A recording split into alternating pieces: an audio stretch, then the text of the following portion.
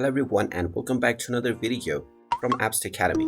In this video, I'm going to show you how to become a FedEx pilot. So let's get started right away. First of all, open up your web browser and then in the address bar type in careers.fedex.com and then press enter.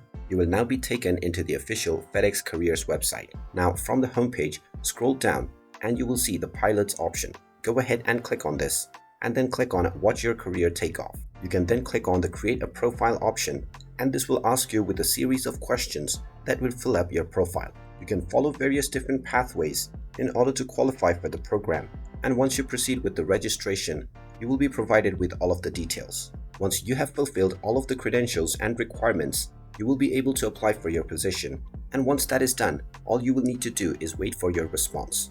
Once you get a response from the FedEx team, you will be able to join as a pilot on FedEx. And there you have it. That is how you can go about in order to apply a position as a pilot on FedEx.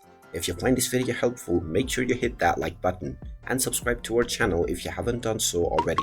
Also ring that notification bell to never miss another update from us. Thank you for watching and I will see you again in the next video.